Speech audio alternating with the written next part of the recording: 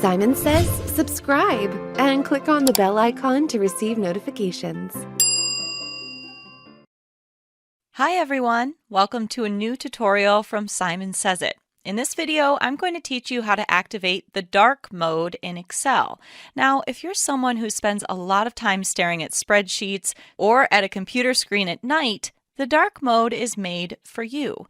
The dark mode is gentle on your eyes, less straining, and cool to use. Fortunately, most software designers have recognized this and started including a dark theme as a part of their default themes pack. Microsoft Excel also has a built-in dark theme that you can try, but it has one major problem. The cells are still colored white even with the dark mode enabled, but there is a way to enable true dark mode in Excel. In this tutorial, I'll show you how to do this the easy way. Now let us quickly jump to the procedure. As the first step, you must enable the built-in dark mode by changing the default Office theme. To do this, just go to the Files tab and click on Options. Under the General Options, click on the Office theme and change it to black or dark gray as per your requirements. As soon as you do this, notice that the dark theme is applied to everything inside the Excel window except the cells. Now for the second step. You must create a dark background image for the Excel sheet. You can do this however you want. You can take a suitable dark background image from the internet or create one with Photoshop. But in this guide, I'll show you how to easily create one using PowerPoint.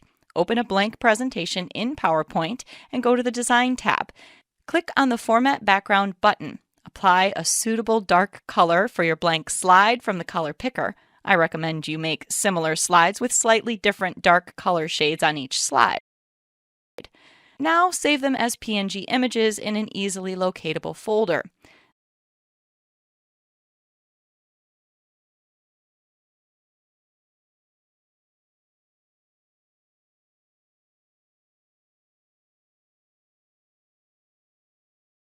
Now for the last step, you must apply this background image to your sheet. All you need to do now is go to the Page Layout tab and click on the background option. Now select an appropriate PNG image. You can use trial and error and change the background to find out which shade of black suits you best. But keep in mind you have to change the font color for the entire sheet. Choose the appropriate font color that's contrasting enough. Note that this added background only applies to that specific sheet you're working on. You must add them separately to all sheets if needed. That's everything about how to enable the Excel dark mode. Do implement this technique for all your spreadsheets and your eyes will definitely thank you. If you have any questions regarding this or any other Excel features, please let us know in the comments below. We're always happy to help. Thank you. Hi everyone! Welcome to a new tutorial from Simon Says It. In this video, I'm going to show you how to apply the accounting number format in Excel. If you regularly use Excel to track your finances, I'm sure you would have come across this accounting number format. You may already know that Excel has built-in formatting options for various data types, but for money, it has two formats: the currency format and the accounting number format. Now, what is special about this format, and how is it different from the standard currency format? The first important difference is the alignment. What sets the accounting number format apart is its perfect sense of alignment. As you can see here, the currency symbol and the decimal points are perfectly aligned in the whole column, making it easier to read. And the currency format displays negative values as is, whereas the accounting format displays them inside brackets. And the currency format displays zero values as is, whereas the accounting format replaces them with a small hyphen. And the currency symbol appears right next to the number in the currency format, whereas it appears at the extreme left end of the accounting number format. Also, the decimal points and comma separators are perfectly aligned in the accounting number format. That is not the case with the currency format. Keeping all these things in mind, let us now look at how to apply the accounting number format in Excel. Now, there are three ways to apply the accounting format in Excel. You can use the accounting number format button, or you can use the drop down in the number group, or you can use the Format Cells dialog box. We'll look at them one by one. To use the Accounting Number Format button, you can follow these steps. Select the cells you want to format. Locate and click on the Accounting Number Format button in the number group under the Home tab. This will apply your regional currency to the format. The keyboard shortcut for this is Alt followed by H followed by AN. If you need some other currency to be applied, click on the drop-down button next to the Accounting Number Format button and click on the suitable currency. You can also increase or decrease the decimal values as per your requirements by clicking here. You can use the keyboard shortcuts for this as Alt followed by H followed by 0, Alt followed by H followed by 9 to increase or decrease respectively. Another way to access the Accounting Format option is to use the drop-down menu in the number group under the Home tab. Now, select Accounting from the list of formats appearing in the drop-down menu. This will apply your regional currency to the format. The keyboard shortcut to do this is Alt followed by H followed by N and followed by A followed by an Enter.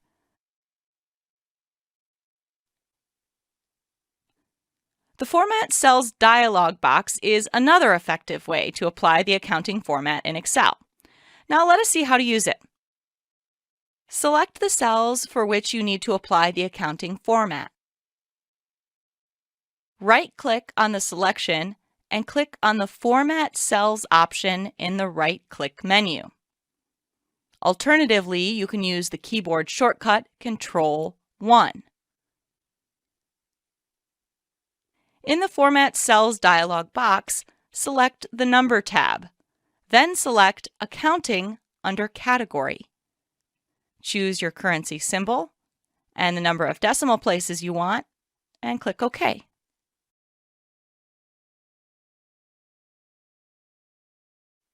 That's all, folks. These are the different methods to apply the accounting number format in Excel. If you have any questions regarding this or any other Excel feature, please let us know in the comments. We're always happy to help. If you need more high-quality Excel guides, please check out our free Excel Resources Center in the description. Thank you. Hi, welcome to a new video from Simon Says It. In this video, I will teach you how to split cells in Excel. In this example, I have a list of customer names that has both the first and last names together.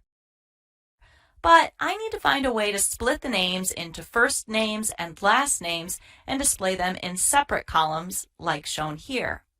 In this video, I'll show you 3 easy ways to do this in Excel. Now, the first method involves the use of the Text to Columns feature. First, select the range of cells you want to split. Then, click on the Text to Column button under the Data tab. In the next window, check the Delimited option as the data type and click on Next. In the next step, choose the type of delimiter present in your data. In this example, the first name and last name are separated by a space. Hence, space is the delimiter here. Here you can also preview how your split data appears for each delimiter. You can also enter any other delimiter not present in this list. In the next step, just enter the destination cell for the split data and click on the Finish button. Your cells are successfully split into first names and last names here.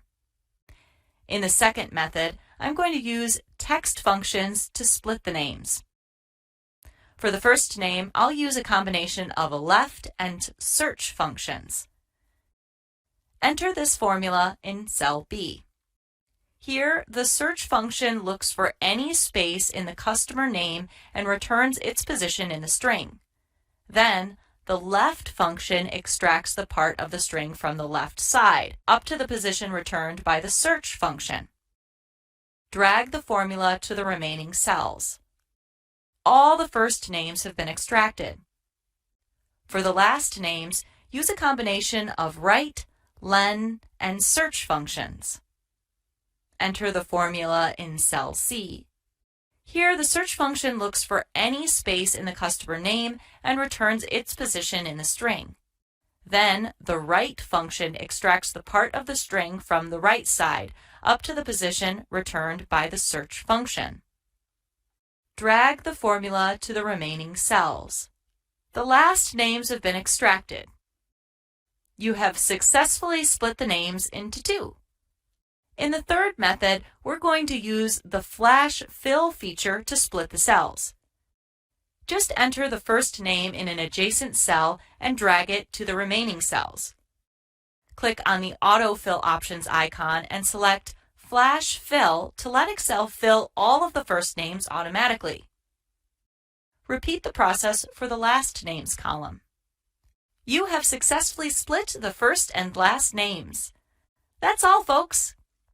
These are the different methods to split cells in Excel. If you have any questions regarding this or any other Excel feature, please let us know in the comments. We are always happy to help. Thank you.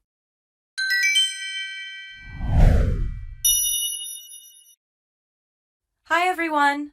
Welcome to a new tutorial from Simon Says It. In this video, I'm going to teach you how to group worksheets in Excel. So first of all, why group worksheets in the first place? Grouping worksheets will save you a lot of time when you need to perform the same tasks on them repeatedly. For example, you can enter the same formula or apply the same formatting to all worksheets without switching between them. That is, any change made in any one of the grouped worksheets will reflect in all other worksheets in the group simultaneously. So without further delay, let's see how to easily do this in Excel. First, press and hold the Control button. Then, while holding the Control button, click on the Sheets tab you want to group one by one. And finally, release the Control button. That's all. You've successfully grouped the selected worksheets. Notice that the Grouped Worksheets tab have a white background, whereas the other sheet tabs have a gray background. Now, any change made in any one of the grouped sheets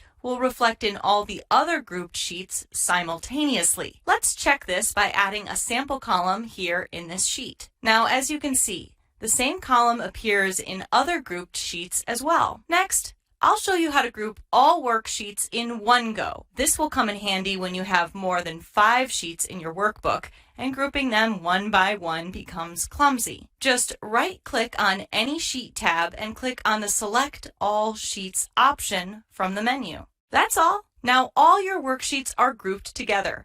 You can edit any one of them to apply the same changes to all sheets in one go. Now finally, let's see how to ungroup worksheets in a workbook. It's always a good idea to ungroup worksheets once you're done with the changes. This will avoid unwanted errors and confusion. You can do this 2 ways. The first method is to just click on any sheet tab outside the group. This will immediately ungroup them. Or just right-click on any of the grouped sheet tabs and click on the Ungroup Sheets from the menu. Well, that's all, folks. We've seen all the different methods to group worksheets in Excel. If you have any other questions about this or any other Excel feature, please let us know in the comments below. We're always happy to help. If you need more high-quality Excel guides, please check out our free Excel Resources Center in the description below. Thank you. Hi, everyone. Welcome to a new tutorial from Simon Says It. In this video, I'm going to teach you how to add error bars in Excel. But before we begin, let me tell you what error bars actually are. Error bars are a very useful tool to represent the variability in a data set. That is, they display how far the real value can deviate from the measured value. It is a very important tool in statistical analysis and scientific experiments. They can help you visualize the deviation of the data variables from their means in a very intuitive way. In Excel, they can be added to suitable charts like bar, column, line, scatter, and bubble charts. Without further delay, let us see how to add error bars to your charts easily. Once your suitable chart is plotted and ready, click anywhere on the graph and click on the Chart Elements option on the top right corner of the chart. Then click on the error bar's arrow to expand it and select a suitable option from the drop-down menu. Now you have 4 options under this. Use the standard error option to display the default standard error for all values. Use the percentage error option to add percentage error bars to your chart. The default percentage error is 5%, and you can change this under the More Options section. Use the standard deviation option to show the standard deviation of the data points. That is, how far it is from the average. Use the More Options button to edit the error bar values and to create custom error bars. It will open the Format Error Bars pane where you can set custom values for the fixed, percentage, and standard deviation error bars. You can also choose the direction of the error bars and also format the appearance of the error bars. Now, in this example, I will use the standard error option. You can customize the error bars after adding them by double-clicking any one of them to open the Format Error Bars pane once again. Next, we'll see how to add custom values to error bars. Click on the chart elements and on error bars, and More Options to access the Format Error Bars pane. Here, click on the Error Bars Option tab. Under Error Amount, click on Custom and click on Specify Value. In the Custom Error Bars dialog box, enter the positive and negative error values. That's all. You have added custom value error bars to your graph. Next, we will see how to add individual error bars in Excel. Sometimes you may need to add individual error bars of varying lengths to each data point in the series. To do this, first you need to calculate the standard deviation of each data point in the series using the standard deviation function. Keep these standard deviation values ready in an adjacent column like this. Click on Chart Elements, on Error Bars, and on More Options to access the Format Error Bars pane. Here, click on the Error Bars Option tab under Error Amount. Click on Custom and on Specify Value. In the Custom Error Bars dialog box, enter the cell reference of the standard deviation values we just calculated. That's all. You have successfully added individual error bars of varying lengths of standard deviation to each data point in a data series. Well, that's all, folks. We have seen all the different options to add error bars in Excel. If you have any questions about this or any other Excel feature, please let us know in the comments section.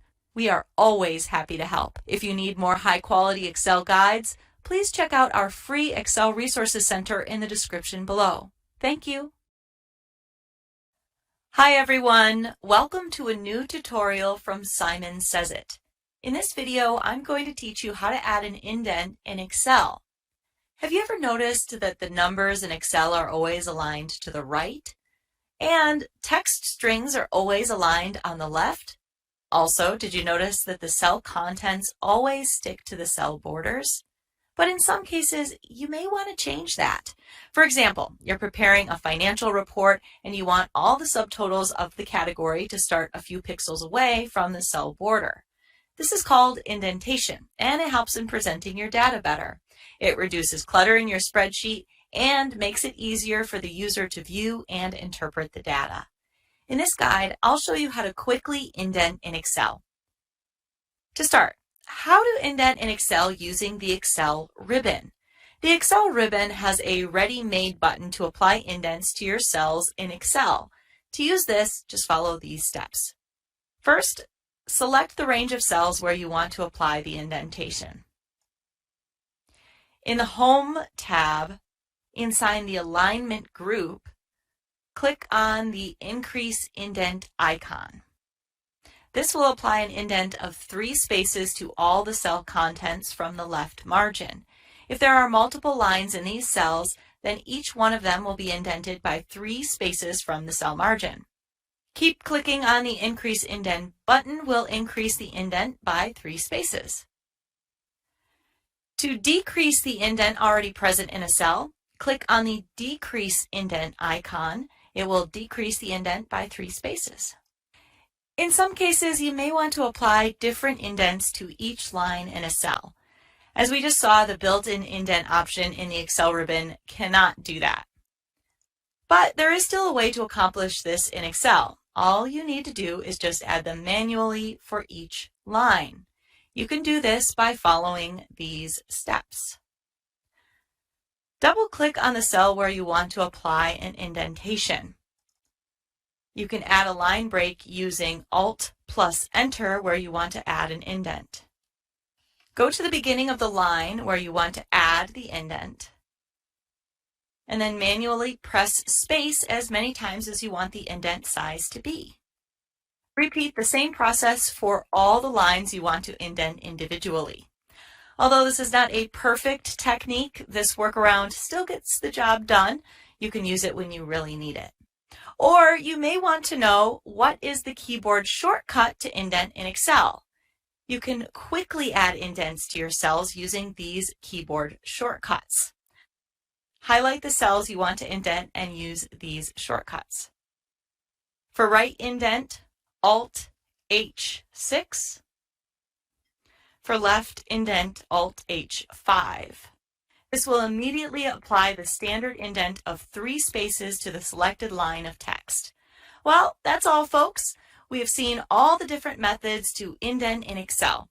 If you have any questions about this or any other Excel feature, please let us know in the comments section. We're always happy to help. Thank you. Hi everyone, welcome to a new tutorial from Simon Says It. In this video, I'm going to walk you through how to easily use the Excel Format Painter feature. Now, this guide on how to use the Format Painter feature is suitable for all Excel versions, including Office 365. First, what is the Format Painter Excel feature? Now, it's always good practice to format your Excel sheet before sharing it with others. This improves not only the aesthetics, but also the usability of your worksheet. Though formatting tasks like applying borders, headers, alignment can look simple, they can become very daunting if you have to do them repeatedly.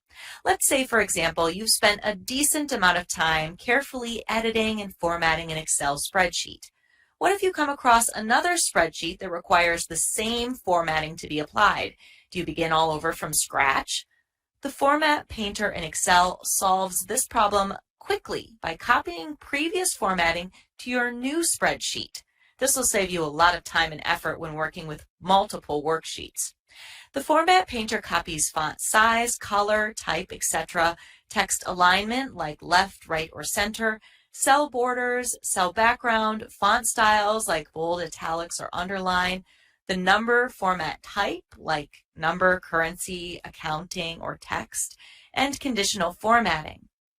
So without further ado, I'll show you how to easily use the Format Painter in Excel. To use the Format Painter to copy formatting, follow these simple steps.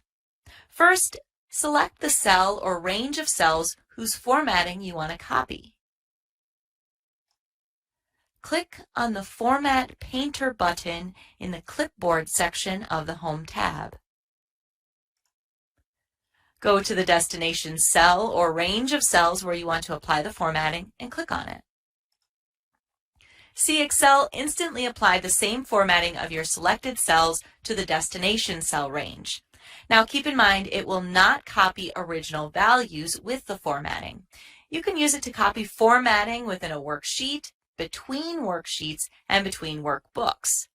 Next, I'm going to show you some interesting examples. Let's start with copying conditional formatting using the Format Painter in Excel. This is one of the best use cases for the Format Painter. Conditional formatting requires a lot of work setting up. Doing it again from scratch is a waste of time. You can instantly apply conditional formatting to other cells, worksheets, or workbooks simply by copying it using the Format Painter option. What's more interesting, you can copy conditional formatting from one workbook to another. This will immensely help you save your precious time, so keep this in mind the next time you use conditional formatting. Next, we'll talk about duplicate shape formatting using the Excel Format Painter. Now, the Format Painter does not only apply to normal cells. It also works with shapes in Excel. Let's say, for example, you have to add buttons for your action items in your workbook. For this, you may need to create many rectangular boxes with texts inside of them. You can instantly copy the formatting from the first shape to the other shapes using the Format Painter in Excel. Now let's cover some useful tips when using the Format Painter. When you want to copy a formatting style over a range of cells, simply drag the cursor over the range of the destination cells after clicking on the Format Painter button. When you want to copy a formatting style over many separate ranges of cells, double-click on the Format Painter button. This will lock the Format Painter option, and you can apply the formatting to all the ranges without clicking the Format Painter each time. And once you're done, press Escape or, once again, click on the Format Painter icon to unlock it. Well, that's all, folks. That's everything you need to know about how to easily use the Excel Format Painter feature.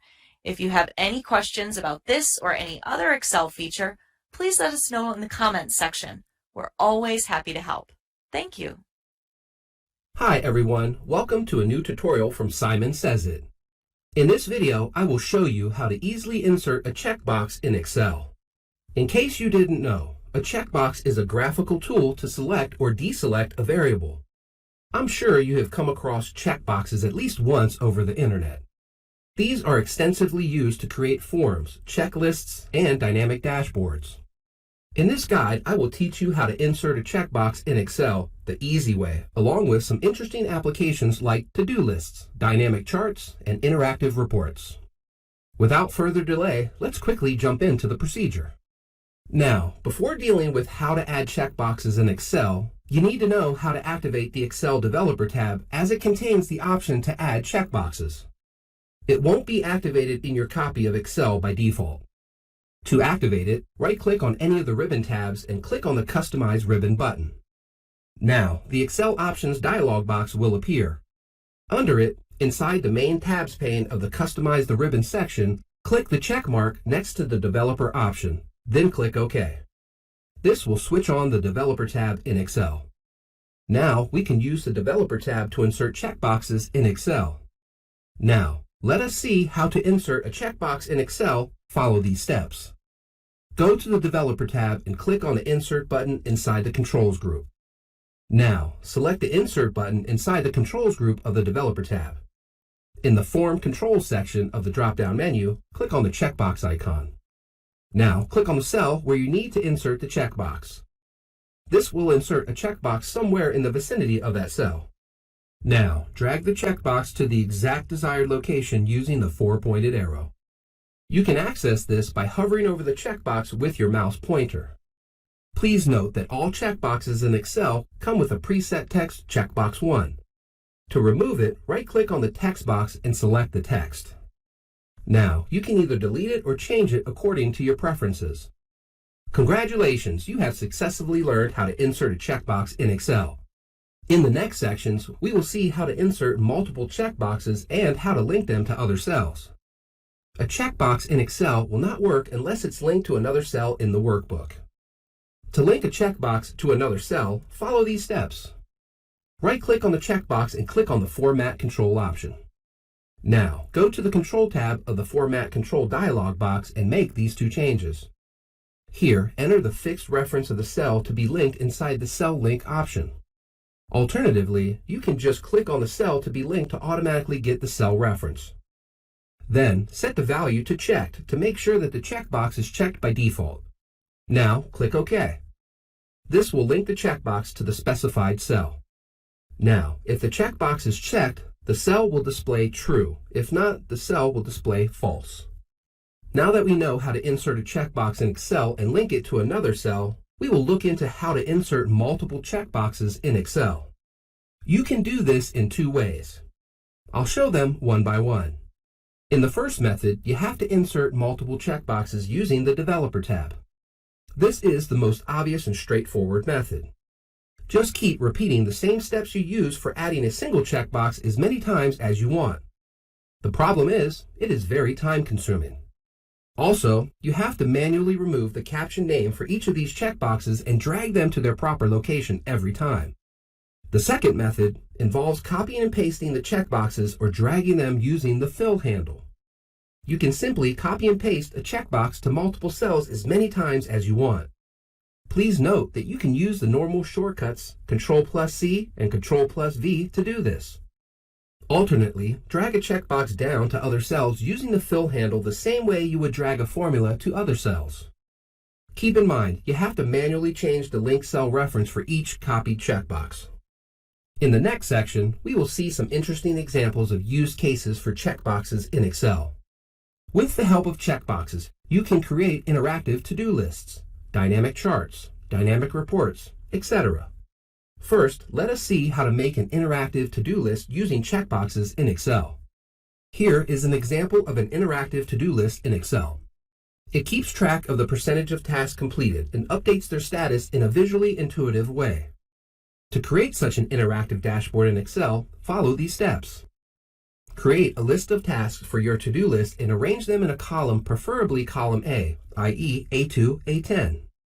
In the next adjacent column, column B, i.e. B2, B10, add checkboxes to each of these tasks. Now, manually link each of these checkboxes to a separate group of cells in another column. Any non-adjacent column will do. In this example, F2, F10. Then, in column C, i.e. C2, C10, check the status of completion of each task using the checkbox linked cells. To do this, use the if condition in cell C2 and drag it to the entire range of C2, C10 by using the fill handle. Next, add the status of completion of each task using an if statement. Now, you can go the extra mile and apply conditional formatting to this range, C2, C10, to make it more visually appealing. For example, apply green color to the completed cells and amber color to the incompleted cells. Now, to calculate the number of tasks completed, you can use this COUNTIF formula. Similarly, to calculate the percentage of the task completed, use this COUNTIF formula. That's all. We have successfully made an interactive to-do list using checkboxes. Next, we'll see how to create an interactive dynamic chart using checkboxes in Excel. Imagine this for a second. You are presenting the annual and quarterly growth reports for the past 3 years to your team.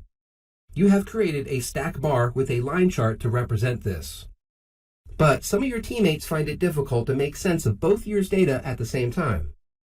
To solve this problem, you can create an interactive dynamic chart in Excel using checkboxes to selectively display a specific year's data. Here's how to do this.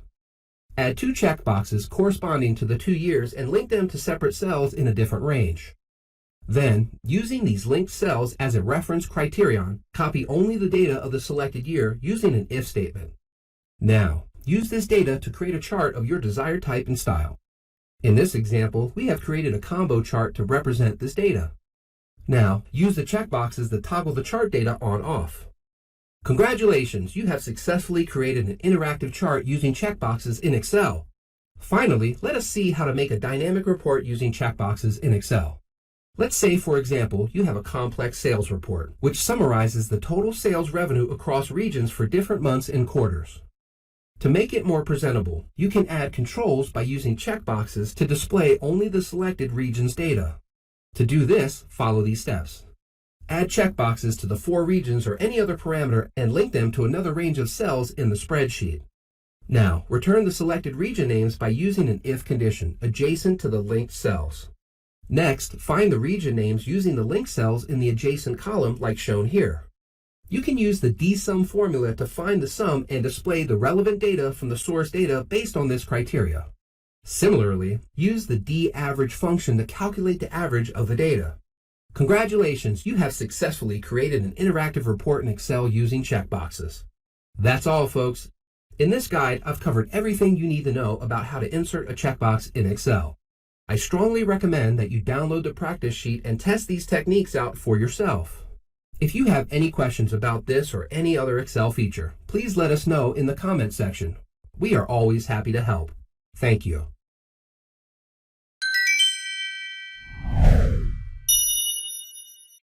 Hi everyone, welcome to a new tutorial from Simon Says It. In this video, I'll show you how to fix the spill error in Excel. The Excel spill error, commonly referred to as a spill error, is a very common problem affecting users who use the Office 365 versions of Excel. In this tutorial, I'll walk you through some important methods to troubleshoot this error. But before we do that, we need to first understand what spill means in Excel and what is exactly causing the problem. The latest version of Excel in the Office 365 subscription comes with a set of formulas that support dynamic arrays. This means that these formulas can do multiple calculations and return multiple values at the same time, unlike a normal Excel formula. In case there are multiple results, they are filled up in the adjacent cells to the formula cell. This is called spilling in Excel. So now, what causes the spill error in Excel? In most cases, the reason is very simple. Some values might already be present in the spill range of a dynamic array function. This will create a conflict, and Excel will alert you with a spill error. But in some cases, the reasons are not so obvious. There might be other reasons as well, like invisible values blocking the spill range, dragged formula blocking the spill range, or unsupported or improper use of dynamic arrays, etc. You have to look at each such error carefully to determine what is causing the problem. Let us now see how to fix the spill error in Excel. To fix it, first identify the error message displayed by clicking on the yellow warning triangle inside the error cell. In the next section, I'll walk you through each of these error messages and teach you how to tackle them one by one. First, if the error message in the spill range is not blank, it means that some value or formula is obstructing the spill range of your dynamic array formula. To fix this error, clear the entire spill range after the dynamic array formula, or move the dynamic array formula to another location. If the spill range is visibly clear but still causing the spill error, click on the Select Obstructing Cells option below the error message. This will highlight the cells that are obstructing the spill range. Delete them to remove the error. Next, if the error message is spilling inside tables, it means you have inserted a dynamic array formula inside a table. Please keep in mind that dynamic array formulas are not supported in Excel tables. To fix this, either move the formula to another location or format the table as ranges. If the error message is spill range contains merged cells, it means that one or more merged cells are obstructing the spill range. To fix this error, unmerge the merged cells or delete them. If you cannot visually locate them, click on the Select Obstructing Cells option to select them. Now, if the error message is spill range is unknown, it means that you are using a dynamic formula inside another dynamic formula like this. Here, the first dynamic formula cannot determine the size of the spill array returned by the second dynamic formula. In other words, the second dynamic formula is volatile. To fix this problem, you have to replace this volatile function with a better alternative or find some other way to do the task without using it. If the error message's spill range is too big, it means your dynamic array function returns a spill array whose length extends beyond the edges of your Excel spreadsheet, 1,048,576 rows. This can happen due to many reasons. But the usual cause is a poor choice of formula, where the columns are used as references instead of ranges of cells. To fix this, either use ranges or cells as references inside the formula. But note that this will make the dynamic array formula into a normal formula. To keep using the dynamic formula, just use an implicit intersection inside the formula by inserting an @ sign in front of the column reference that is causing the problem. An implicit intersection is a fancy way of asking Excel to force multiple values into a single cell value. This will usually fix the error if the spill range is too big. That's all, folks. In this guide, I've covered everything you need to know about Excel spill error. If you have questions about this or any other Excel feature, please let us know in the comment section. We are always happy to help. Thank you. Hello everyone, welcome to a new video from Simon Says It. In this tutorial, I'll teach you how to easily lock cells in Excel so that you can share your spreadsheets without worries. Imagine this, you're working hard on a project with an Excel sheet that contains important data. You share it with your team, and for some reason, you later find out some of the important information is missing. It's frustrating, isn't it? That's why it's important to know how to lock cells in Excel. It will prevent these unintentional errors and save you valuable time. Before I begin, keep in mind that all cells in an Excel worksheet are locked by default, but it will not have any effect until you protect the worksheet. With that out of the way, let's see how to lock all cells in a sheet easily. As the first step, select all the cells in the sheet using the Ctrl+A shortcut. Then, right-click anywhere on the sheet and select Format Cells. You can do this easily using the Ctrl+1 shortcut. In the Format Cells window, click on the Protection tab. Make sure the checkbox next to Locked is selected. This is to check if the cells are locked by default. To enforce this, you have to protect your worksheet. The easiest way to do this is to right-click on the sheet name and click on the Protect Cheat Sheet option. Now, set a suitable password in the Set Password section. Below, check the allowed actions for users when they enter the right password. Now, reconfirm the set password. That's it. All the cells in the current workbook will be locked and password protected. Now let us see how to lock specific cells in Excel. It is very similar to the previous method, but with a small twist. First, select all the cells in the sheet and go to the Format Cells window. Make sure all cells are unlocked by unchecking the lockbox under the Protection tab. Then, select the specific cells or range of cells that you want to lock. Now, again, go to the Protection tab under the Format Cells window. Here, check the locked box. Now protect the sheet to apply the changes. To do this, right-click on the sheet name and click on the Protect Cheat Sheet option. Now, set a suitable password in the Set Password section. You can also choose the allowed actions for users when they enter the right password. Now, reconfirm the set password. Congratulations, you have locked specific cells in your worksheet. You can now verify that only the selected range of cells are locked. Now let us see how to lock formula cells in a sheet. Sometimes it makes sense to lock only important formula cells to make sure other users don't mess with them unnecessarily. You can do this by following these simple steps. First, select all the cells in the sheet and go to the Format Cells window. As usual, make sure that all the cells are unlocked by unlocking the lockbox under the Protection tab. In the Home tab, locate and click on the Go To Special option under the Find and Select section. In the Go To Special window, select Formulas and click OK. This will make Excel select all formula cells. Once again, open the Formula Cells window and check the Lock Cells option under Protection tab. Set a password and protect the sheet to lock your formula cells.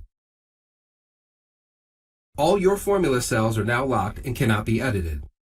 Finally, let us see how to unlock ranges in a spreadsheet for users to edit. Locate and click on the Allow Edit Ranges option under the Protect group in the Review tab. Click on the new button under the Ranges Unlocked by a Password when a sheet is protected option. Now enter a title for your range. Then specify the range and set a range password in the New Range window. Click on the Permissions button to choose which users are allowed to make changes to this range.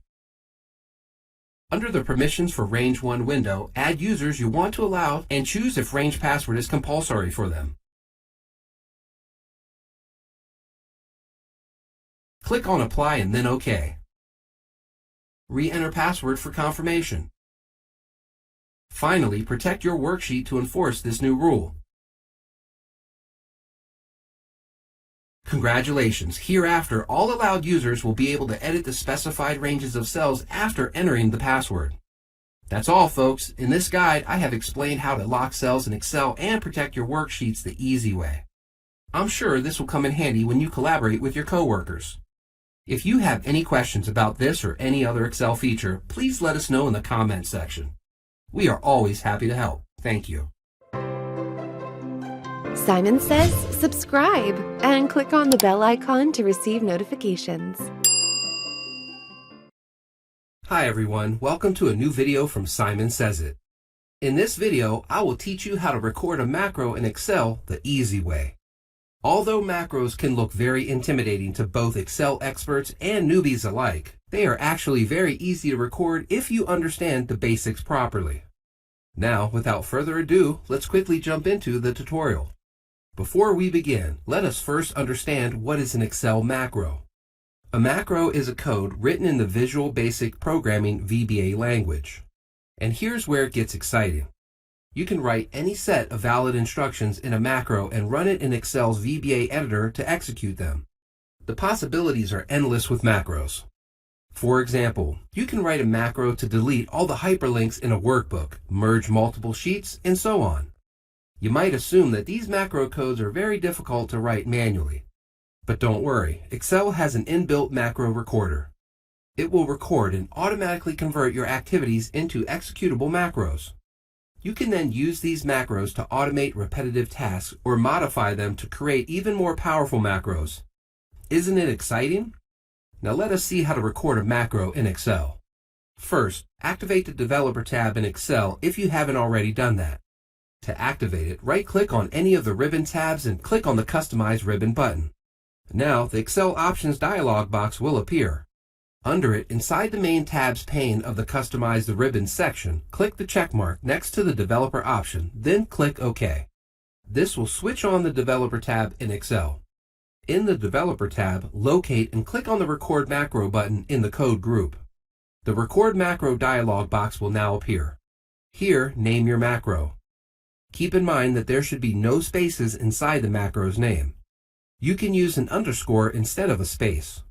You can also assign a shortcut key to run this particular macro. This is optional. Please note that this shortcut will replace any other existing shortcut for the same key combinations. In the Store Macro In section, specify where this macro needs to be applicable. For example, this workbook, this worksheet. This will ensure that the macro is saved as part of the Excel file even after closing and reopening it. Now, click on OK. Excel will immediately start recording your on-screen actions. In this example, I will find the sum of range A2 to A10 in cell A11. Click on cell A11, fill in the formula sum, open parentheses, A2, A10, close parentheses, and hit enter. Now you can hit the Stop Recording button in the Developer tab. It will be at the same place where you located the Record Macro option. Congratulations, it is that simple. That's all it takes to record a macro in Excel. Now, let us see how to run a recorded macro in Excel. Even though this macro is simple, you can always build on the basic concept and create complex macros as per your requirement. Now, let us test this macro out by executing it. First, delete the value in cell A11 and clear the formula. Now, locate and click on the Macros option in the Code group of the Developer tab. Select the macro you just created and click on Run in the Macros dialog box. Alternatively, you can use the keyboard shortcut if you assigned one to run the macro. Sit back and watch as the macro does its magic. Your cell A11 will automatically get filled with the formula sum A2 through A10 and display its value. Now, in case you want to view the VBA code version of a recorded macro, hit the keyboard shortcut Alt plus F11. This will open Excel's built-in VBA editor. Your recorded macros will be listed inside the left-hand pane of the VBA editor under the Modules section. Double-click on the module to view the recorded macros VBA code. In our example, the following VBA code was generated for the recorded macro. Keep in mind that we used it to record finding the sum of the range A2 through A10. I recommend you record multiple macros for various simple tasks and see how the VBA code changes for each of them. This way, you will rapidly gain an intuitive understanding of VBA codes in Excel. Now that we have seen how to record a macro, it is important to know its limitations. Limitation 1. The macro recorder cannot be used to create custom functions. Surely, you can modify a recorded macro's VBA code, but it is not equivalent to the versatility of a custom VBA code. Limitation 2. The macro recorder cannot record a command without the user selecting an object. For example, it cannot switch to another sheet and delete a particular range without the user manually doing so while recording it. Limitation 3. It cannot take any external arguments including other events. That is, each recorded macro is independent. For example, you cannot record a macro to execute certain commands when a particular condition is triggered. Do this task when opening files, double-clicking, etc. Limitation 4. Similarly, it cannot check for global or external conditions. That is, you cannot use it to run if and else conditions to run commands based on certain criteria. For example, you cannot record a macro to check if the total sales in year 2020 is more than 200 million USD and run a command if that is true. Instead, you can record a macro to add an if formula in the sheet to check the criteria. Finally, limitation 5. Recorded macros cannot execute commands in repeating loops like do while, do until, for next, etc. In this tutorial, we saw how to easily record a macro in Excel. The more you use the macro recorder in Excel, you will appreciate the value of VBA codes better. I recommend that you begin by automating simple tasks like filtering a specific column or sorting a particular range. Macros certainly have a very rewarding learning curve, and the more you practice recording macros, the easier it will be to use them. If you have any questions about this or any other Excel feature, please let us know in the comments. We are always happy to help. Thank you. Hi everyone, welcome to a new tutorial from Simon Says It. In this video, we are going to look at how to delete name ranges in Excel. Named ranges are an excellent feature. They are helpful in decluttering your sheets, especially if you have numerous formulas and an abundance of data in your spreadsheet. If you're a regular Excel user, you would have come across name ranges at least once in your work. Essentially, you can use them to name and refer to a cell or a range of cells, instead of using their cell references. For example, after creating a named range called sample referring to the range from cell A2 to cell A10, you can use it inside formulas. For example, sum, open parentheses, sample, close parentheses can be used instead of using the range directly like sum, open parentheses, A2, semicolon, A10, close parentheses.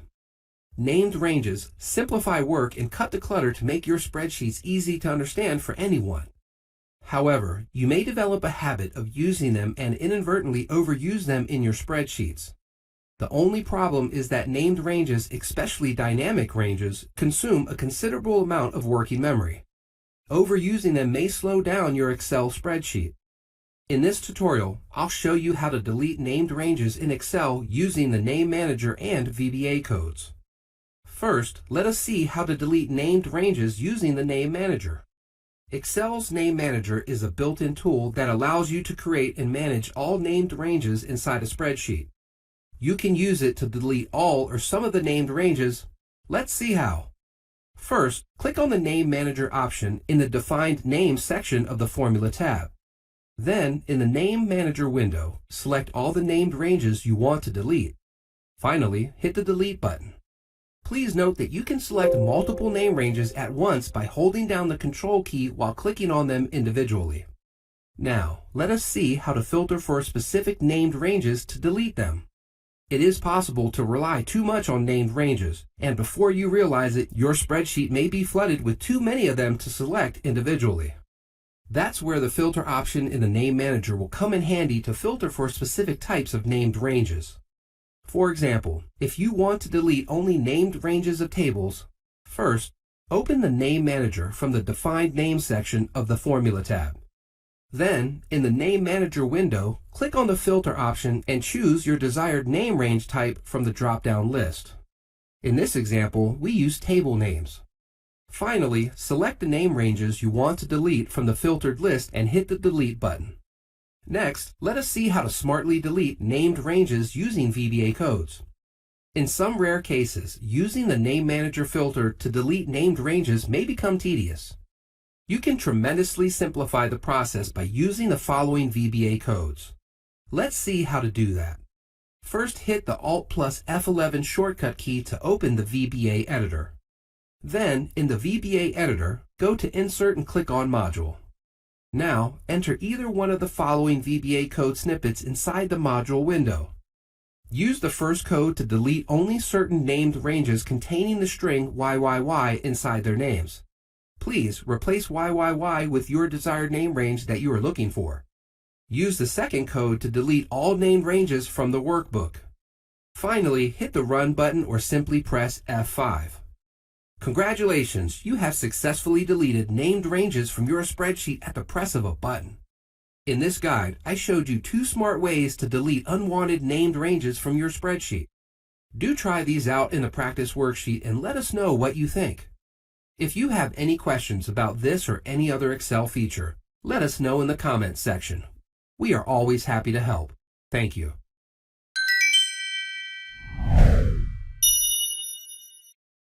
Hi everyone, welcome to a new tutorial from Simon Says It. In this video, I'll show you how to insert a page break in Excel. Page breaks in Excel are nothing but imaginary lines that separate a spreadsheet into different pages for printing. When you print an Excel sheet, it automatically assigns page breaks based on the paper size and scale settings. However, in some cases, you may want to manually insert a page break in Excel to maintain the ease of understanding for readers. For example, if you have a table that extends well beyond the visible boundaries of a spreadsheet, you can insert page breaks to bring structure to the content. This way, any end user can make sense of the table once it is printed. Let us see how to insert page breaks in Excel without further ado. Before we begin, let us understand the key differences between automatic and manual page breaks in Excel. First, go to the View tab and click on the Page Break View option in the Workbook Views section. This will immediately display all page breaks in your sheet. As mentioned earlier, Excel automatically adds some page breaks by default. Please note that all automatic page breaks are denoted by a blue-colored dotted line, whereas all manual page breaks are denoted by a regular blue line. Keep in mind, you cannot delete automatic page breaks. However, you can move them, which will convert them into manual page breaks. It is always advisable to keep the page break view mode on if you're working with page breaks. To manually insert page breaks in Excel, first open the page break preview. Then, to insert a vertical or horizontal page break, select the column or row respectively, immediately after where you want the page break to appear. Finally, click on the Insert Page Break option in the Break section of the Page Layout tab. The page break will appear in the form of blue lines. Repeat the same process if you want to add more page breaks. Did you know that you can move any page break to a different spot, thereby changing the area of the pages in your spreadsheet? To do this, first, click on the page break you want to move. Then, drag it using the double-headed arrow mouse pointer. Finally, release it in the new location. Now let us see how to remove page breaks in Excel. It is very easy. All you have to do is, first, select the column to the right or down below the page break you want to delete. Then, click on the Page Layout tab. In the Breaks drop-down menu, click on Remove Page Break. Now your sheet will be updated with the remaining breaks. The last option in the drop-down menu of the break is Reset All Page Break. This option allows you to reset the spreadsheet by deleting all the page breaks that you have manually inserted and leaves behind only the automatic page breaks. That's all, folks. We have discussed important tips and tricks about how to insert and adjust a page break in Excel. We hope you find this guide useful. Please feel free to ask any questions in the comment section. We are always happy to help. Thank you. Hi everyone, welcome to a new video from Simon Says It. In this video, I'll show you how to bring back a missing scroll bar in Excel. The scroll bar is a very important element in Excel. We use it to move across the columns and rows without any hassle. But what if one day it goes missing all of a sudden? It's going to be difficult working without the scroll bars, right?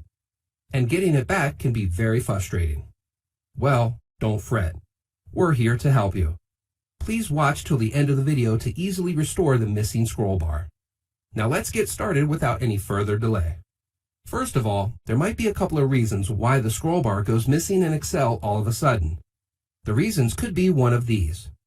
You might have accidentally disabled the scroll bar when you were exploring the settings section. Or you might have disabled it to increase the cell visibility. Another possibility is that you could have minimized the scroll bar. There is an option right below the scroll bar which you might have accidentally clicked on it. One more reason could be that the scroll bar is simply out of view. That is because when you zoom in or minimize the Excel window, the scroll bar would also automatically hide or shrink. Now that you know the reasons why the scroll bar is missing, let's see how to troubleshoot it and fix the missing scroll bar issue. Let's see them one by one. Fix 1. Enable the Excel scroll bar. Let's see how to enable the Excel scroll bar option. To do that, go to the File tab and click on Options. On the left-hand side, click on the Advanced section. On the right-hand side, scroll down and locate the Display option for the Workbook section. Under it, click on both Show Horizontal Scroll Bar and Show Vertical Scroll Bar options. Click the OK button to save the changes. Fix 2. Maximize the scroll bar.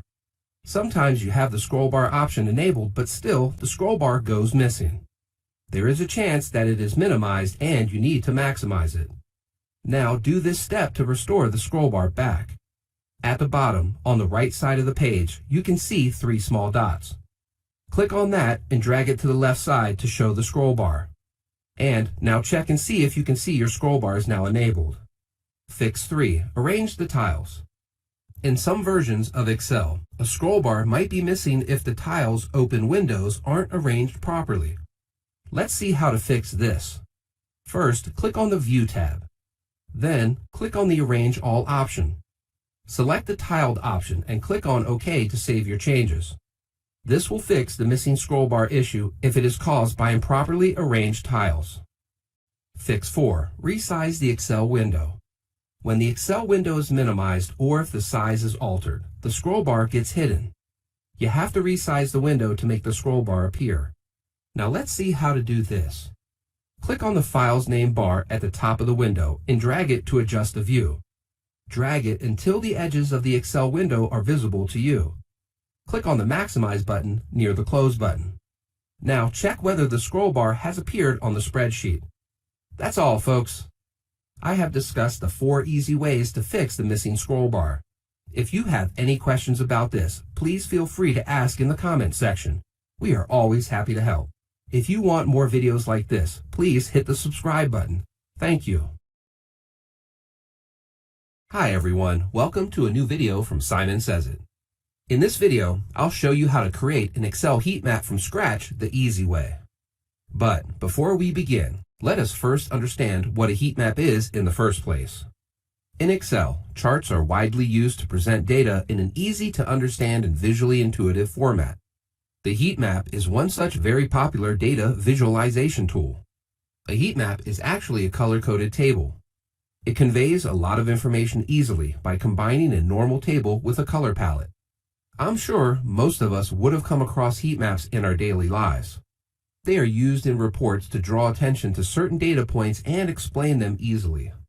Heat maps in Excel use colors to differentiate data, thus helping you get a bird's eye view of what's happening. The value in each cell of an Excel heat map has a color and it conveys some meaning. It usually ranges from dark to light color and represents the weightage of the value in the cell.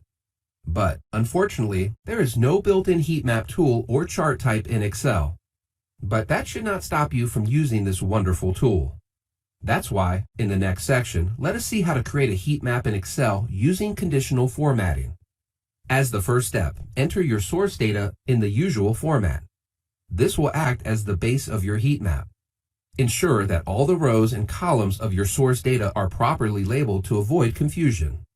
Next, select the range of cells where you wish to apply the heat map. Then, go to click on the Color Scales option under the Conditional Formatting section of the Home tab, and pick any suitable color scale. In this example, the red, yellow, green color scale applies green color to lower values and red to higher values.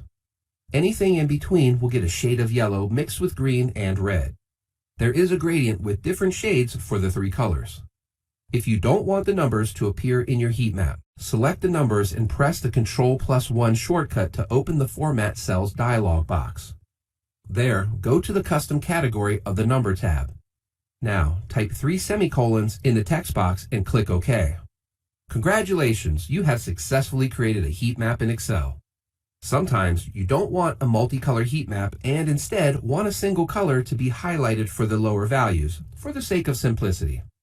To do this, go to click on the More Rules button under the Color Scale section of Conditional Formatting.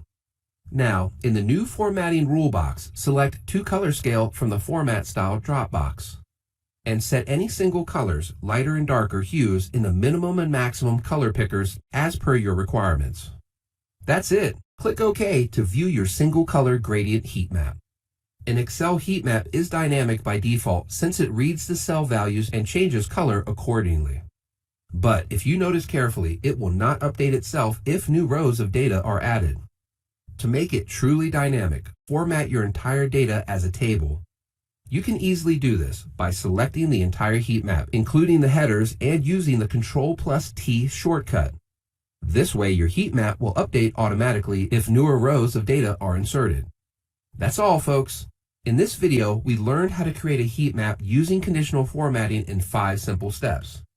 I recommend you test this out in a practice sheet to gain better understanding. Please feel free to ask any questions in the comment section. We are always happy to help. Thank you.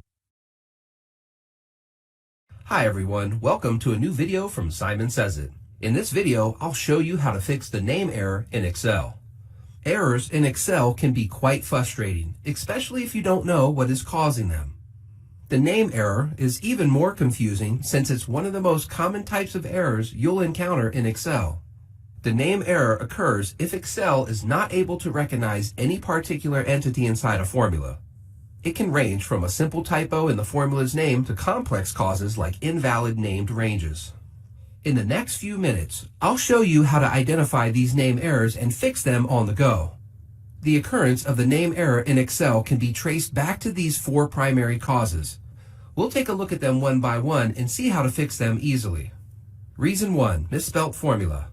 This is the most common cause behind the name error in Excel. For example, if you accidentally misspell VLOOKUP, Excel will immediately pop the name error message. To correct this, simply replace the wrong formula name with the correct formula name. Reason 2, improper range usage. In case you are using range references inside your formulas, you have to be careful to avoid name errors. Any improper range reference will trigger the name error in Excel. For example, if you refer to the range B2 to B20 without a colon in between, it will give rise to the name error. Replace all improper usage to clear the name error. Reason 3, misspelled named ranges. Similarly, if you have accidentally misspelled a named range, expect a named error to show up immediately. To avoid this, correct such wrong instances and be careful while referring to them in the future. Also, be wary of using local named ranges. That is, named ranges can either be local, that is, valid inside one worksheet only, or global, that is, valid in all worksheets. If you accidentally refer to a local named range that is not present in your worksheet, you will face the name error.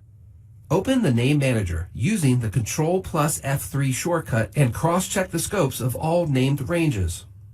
Reason 4, text not in quotes.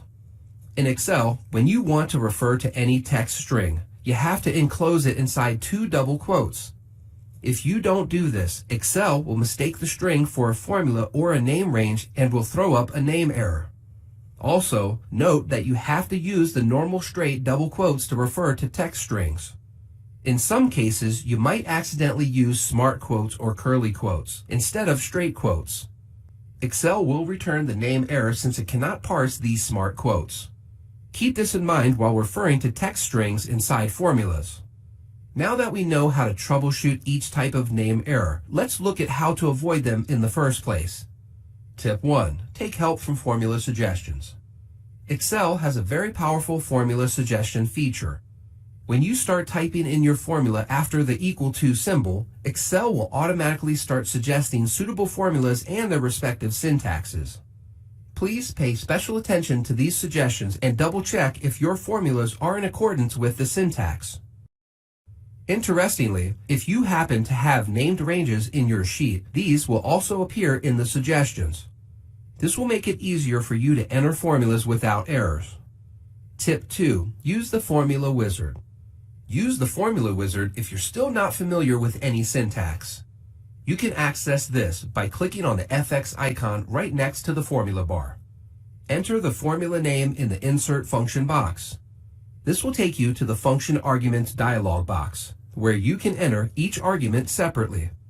Now Excel will hold your hand and help you out in filling all the arguments. Tip 3. Identify all the name errors in one go. In some cases, you may want to quickly identify all the name errors in an Excel worksheet. To do this, please follow these steps. Select the data where you want to scan for errors. In the Home tab, click on the Find and Select under the Go To Special section. Select the Errors option under the Formula section and click OK. This will highlight all the errors in the worksheet. Please note that this is not specific to the name error. In case you want this to be specific, follow these steps. Press the Ctrl plus F shortcut to open the Find and Replace menu. Type in name ? In the Find What section. Click on Options and set the Look In option to Values. Click OK.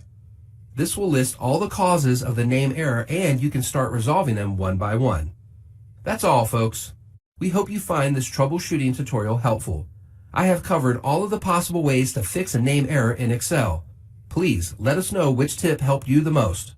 If you have any questions, please feel free to ask in the comment section. We are always happy to help. Thank you. Hello everyone, welcome to a new tutorial from Simon Says It. In this video, I'll show you 5 easy ways to move rows and columns in Excel. Let's get started without further ado. While creating data on an Excel spreadsheet, it'd be a lot helpful if the data is organized or personalized to our needs. That's why we keep moving and organizing our data all the time. It provides better readability and helps us make sense of huge worksheets with a large number of rows. In Excel, you can move rows and columns using a couple of different methods. First, I'll show you how to move rows using the Insert, Cut, and Delete method. Select the particular row where you need to move the new row. Right-click on the row and click on Insert. A blank row is added and the rest of the contents are pushed down. Next, select the row you want to move. Right-click on the row and click Cut. The cut row will appear with a moving dots animation. Now, right-click on the row and click on Paste. This moves the contents onto the new row and leaves the old row empty. Finally, right-click the empty row and click on Delete. This successfully moves the row into the destined place. In the same way, you can move a column using Insert, Cut, and Delete method, following the same steps we used for moving a row, except use it on the column. First, insert a new column, cut the required column, and paste the column in the desired location. This process is easy to understand and execute, right? But it's time-consuming. There are better ways in Excel to easily move a row or column like a pro. The best one is to move using Shift key. In the next example, I will show you how to easily move a column using the Shift method. Select the column you want to move. Move the mouse pointer to the border of the selected column and you will see the pointer changing to a move icon. Hold Shift and drag the column to the desired location. The place it will be moved to will be highlighted as a red line. Drop the column when you see the red line and you can see the column moved to its desired place. It is that simple. You can try the same for a row by holding Shift. These two are basic functionalities used to move a row or column. But there are simpler methods. In fact, while moving and replacing a row, you don't hold the Shift while moving. Let me show you. Select a row as usual. Drag and drop the row without holding Shift. Once you drop the row, Excel throws a pop-up saying, "Do you want to replace the data?" Click Yes and the data will be moved and replaced. You can delete the empty row by right-clicking on it and deleting it. Another functionality is to move and copy a row/column. This is also similar to the previous method.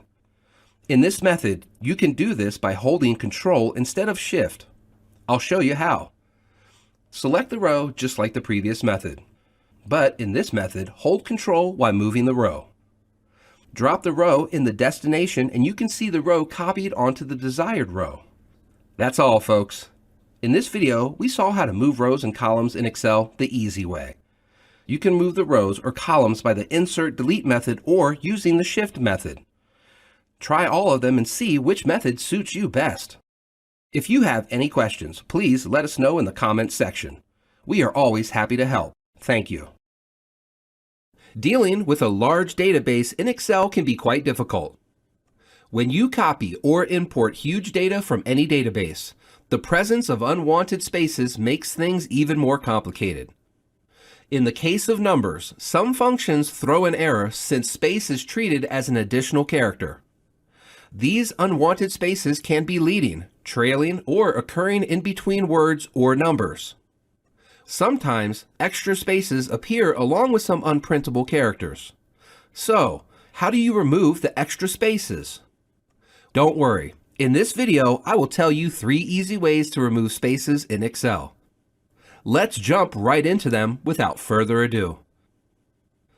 First, let us see how to remove spaces using the trim function.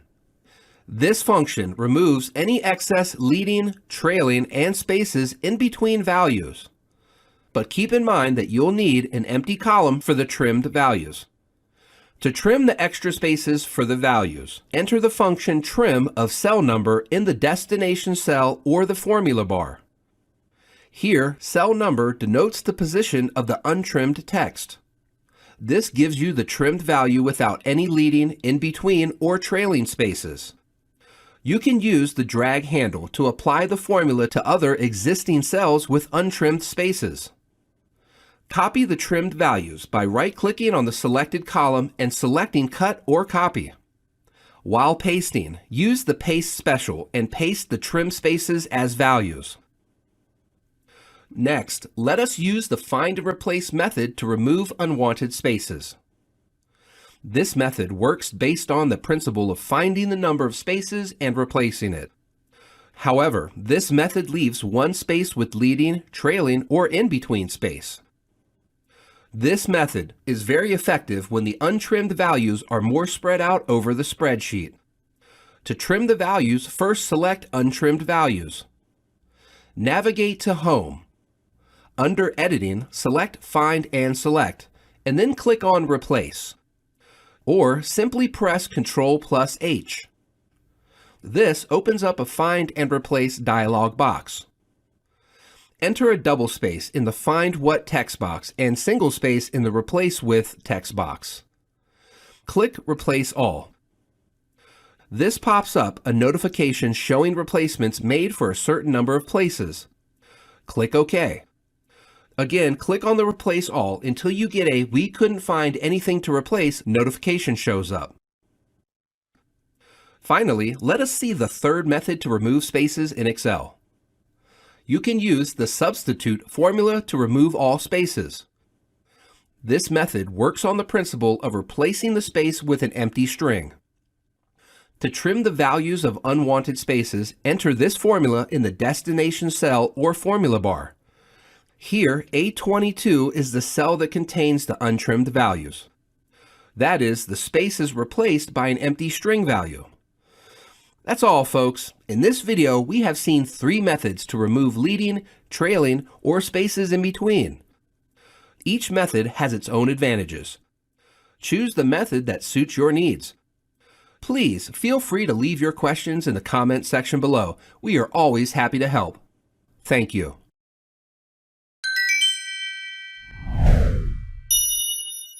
Hello everyone, welcome to a new tutorial from Simon Says It. Using bullet points is a great way to list important things in any document. We use them all the time in our reports and PowerPoint presentations.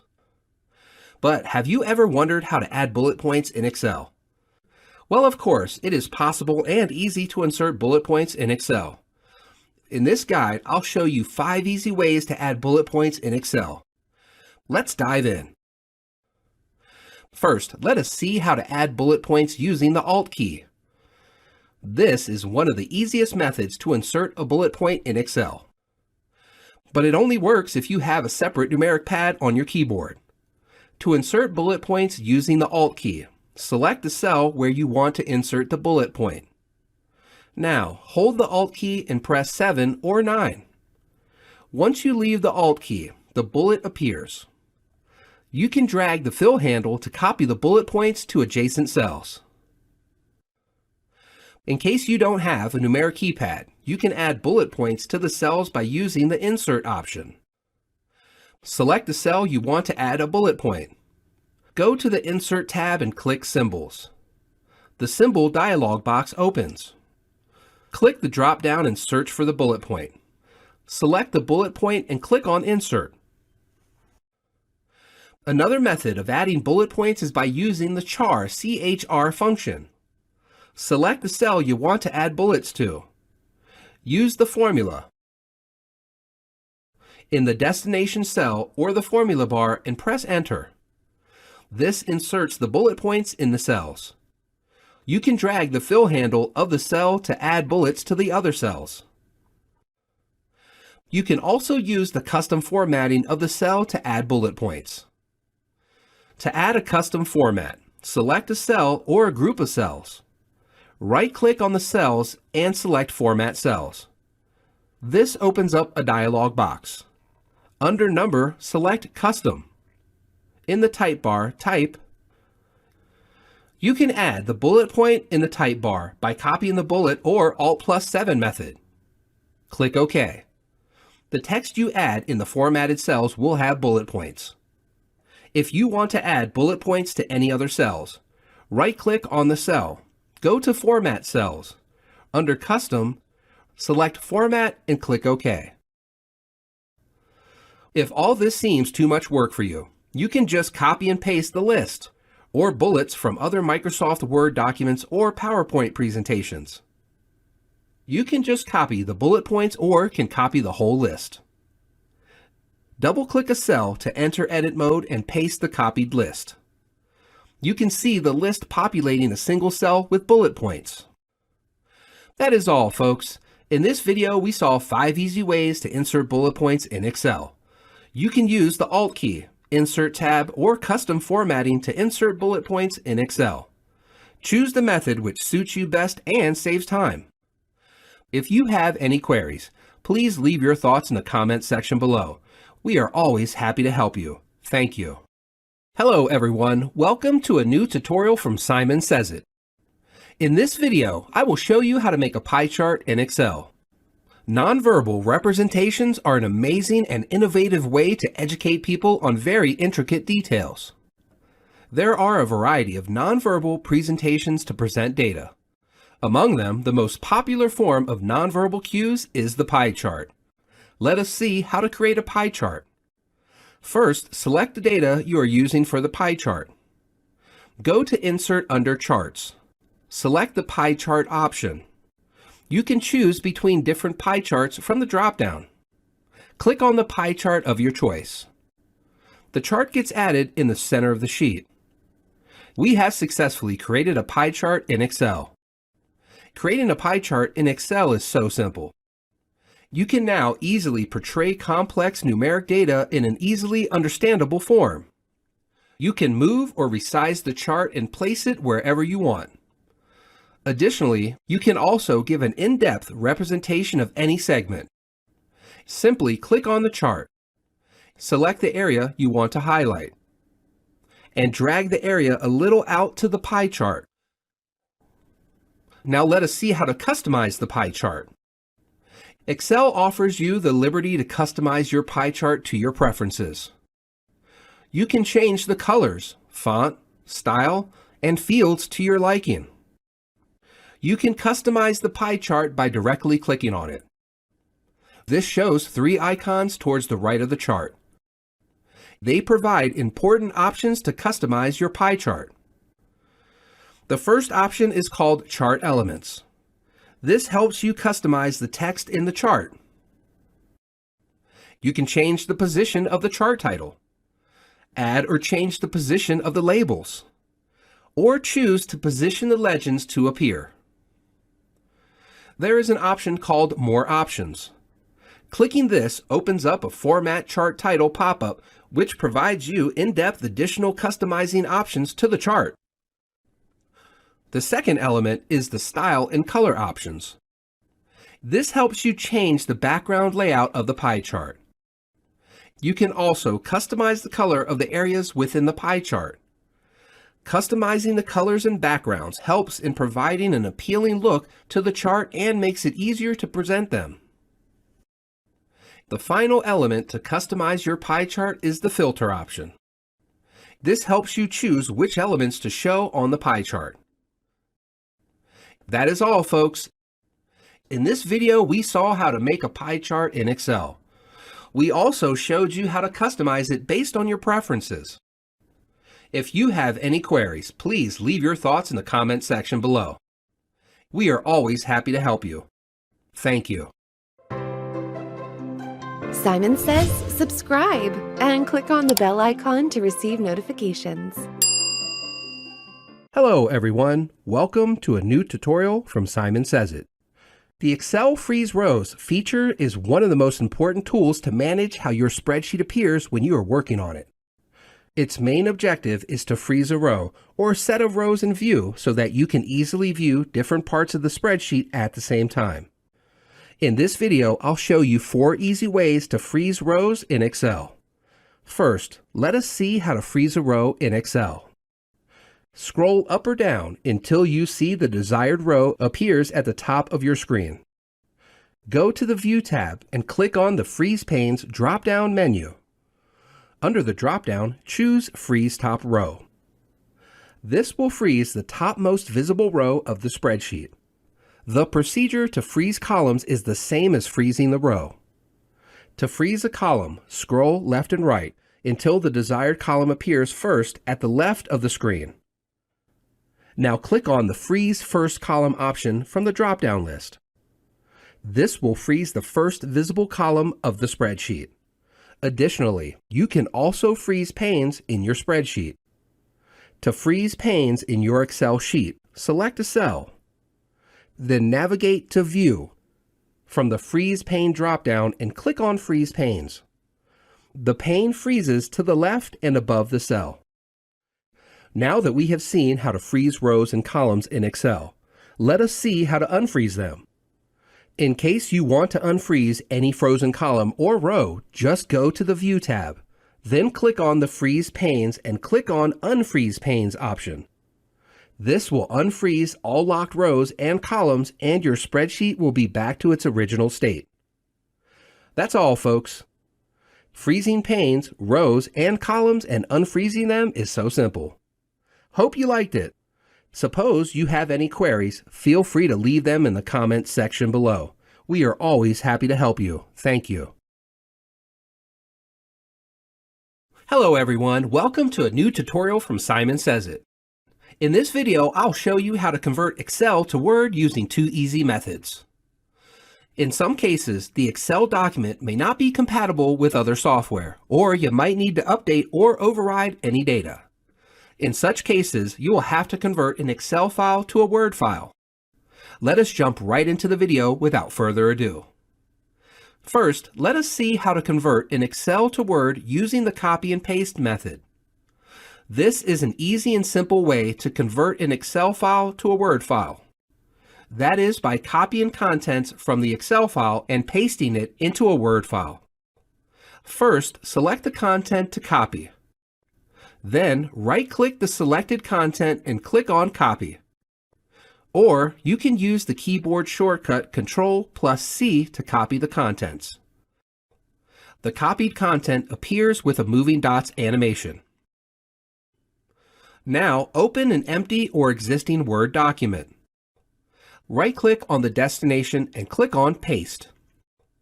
Or you can use the keyboard shortcut Ctrl+V. While right-clicking on the destination cell to paste the contents, the paste function has some options enabled to it. They help in choosing our preferences in formatting while copying the content to the Word file. This copies the data from the Excel sheet to the Word document. You can now save the file as a Word document either by clicking on Ctrl+S or by navigating to File and then clicking on Save. Then, choose the destination and save the Word file. Another easy method to convert an Excel file to a Word file is by using the Insert method. First, open a Word document. Click on Insert in the menu bar. Under Text, click on Object. This opens up a dialog box. Click on Create from File. Check the link to the File checkbox to automatically update the data in the Word file. That is, if any changes are made to the original Excel file, the same changes will get reflected in the Word document. Choose the Excel document to be converted to a Word file and click on OK. This inserts and links the Excel file into the Word document. Now you can save the file as a Word document. Go to File and click on Save and save the file, or click on Ctrl+S to save the file on your device. That is all, folks. In this video, we saw 2 easy ways to convert content from an Excel file into a Word file. Use the copy and paste method to choose the formatting of the copy text, and use the Insert method to insert the Excel file onto the Word file. Choose the method which suits you best. Feel free to leave your queries regarding Excel in the comments below. We are very happy to help you out. Thanks. Hi everyone, welcome to a new video from Simon Says It. In Excel, numbers play a very major role. In some cases, you might need to round off the numbers. Sometimes it is unnecessary to round off values. But Excel automatically rounds off values greater than 15 digits. So what do you do? In this video, I will show you how to stop Excel from rounding the values using 4 easy methods. The first method is to change the format of the cells. In Excel, the default cell formatting is general. You need to convert the format to number so it can show more digits. To change the cell formatting from general to number, select the cell you want to change the format. Go to Home, and in the Number section from the drop-down, select Number. You can also use the keyboard shortcut Ctrl+1 to change the formatting of the cells. Select Number in the Format Cells dialog box. You can also specify the decimal places and significant digits and click OK. Now you can see the format of the cell changed and the value exhibited as a complete number. The second method is to change the decimal places. To change the decimal place, select the cell with the rounded value. Navigate to Home. In the Number section, click on the Increase Decimal option to extend the significant digits which show up in the Excel sheets. This option gives you the liberty to choose the number of digits you want to display. In some cases, denoting numbers consisting of more than 15 digits is necessary. Values like bank balances or telephone numbers might not be displayed in Excel. To overcome this, you can add an apostrophe in front of the number. This converts the number to a string. Please keep in mind, Excel only has a display restriction for numbers, whereas a string does not have any restrictions. Adding an apostrophe is the appropriate workaround for you. Another reason Excel was not able to display the full range might be because of the width of the column. To overcome this error, you just have to extend the column tab. Place the mouse pointer in the column header. You can see the mouse pointer change to a double-sided pointer. Click on the column and drag the column to your desired width. In this video, we saw 4 easy ways to stop Excel from rounding. You can stop Excel from rounding the values by changing the format of the cells, by changing the decimal places, adding apostrophe, or extending the width of the column. Choose the method which suits you best. If you have any queries, please leave your thoughts in the comments section below. We are always here to help. Thank you.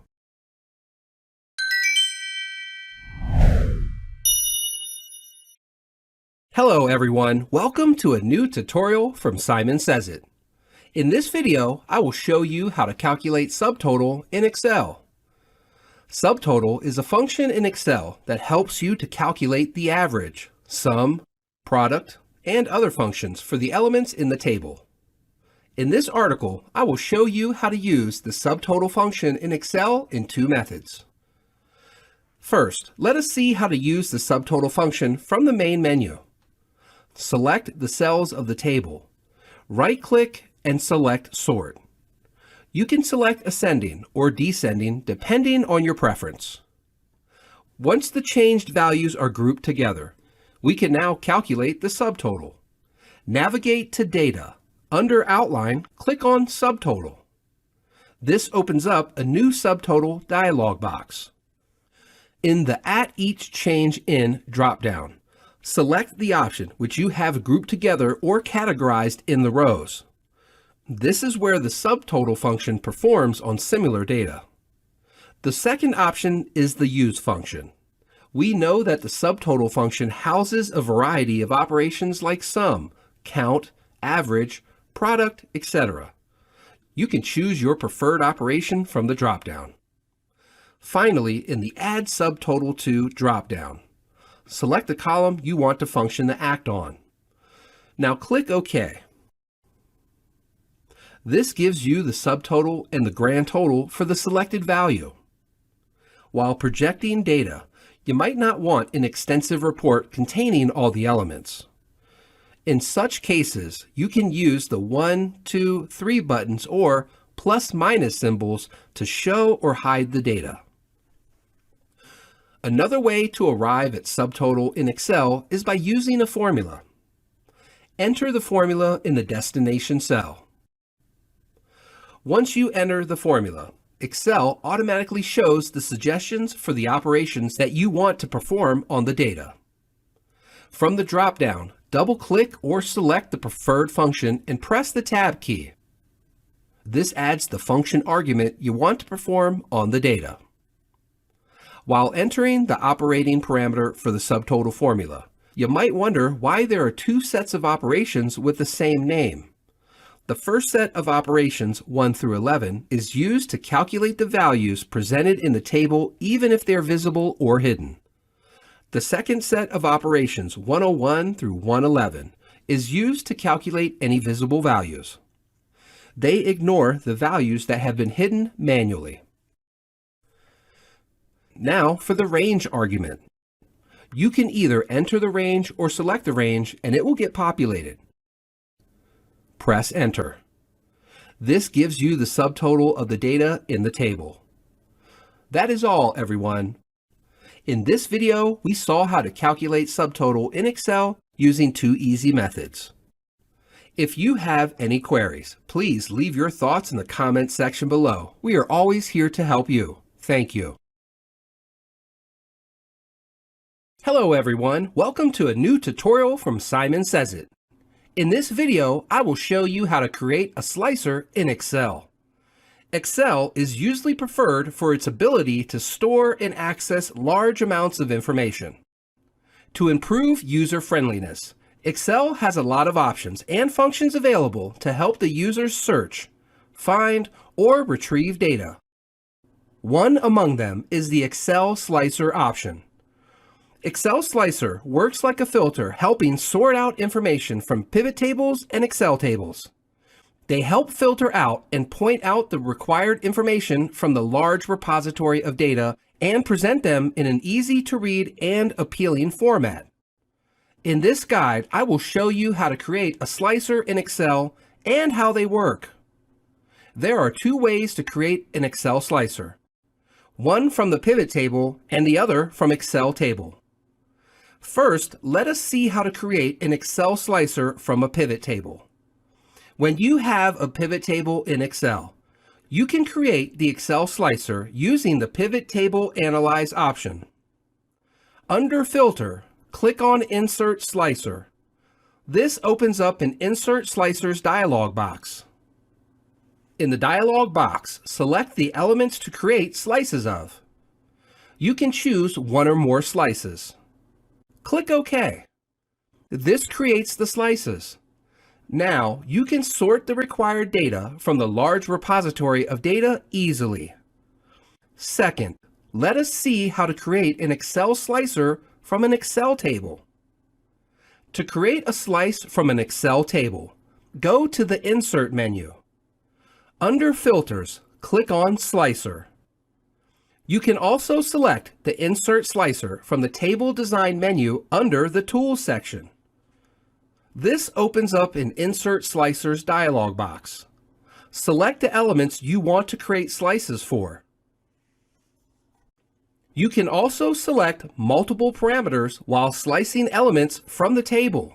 For example, if you want to know about the students from two cities, Buffalo and Brunswick, you can use the Multi-Select option to select two or more parameters from the city slice. You can clear the parameters using the Clear Filter option to clear all the parameters and show all the elements in the original table. This creates the slices for the Excel table where you can sort out data easily. You can customize the slice parameters using the Slicer menu in the menu bar.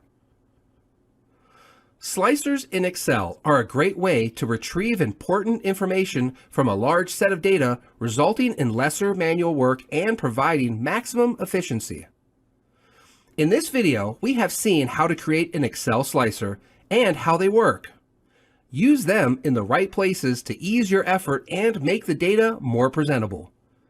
If you have any queries, please leave your thoughts in the comments section below. We are always here to help you. Thank you. Hello everyone, welcome to a new tutorial from Simon Says It. In this video, I will show you how to graph a function in Excel. Excel has proven to be a beneficial tool for performing various calculations.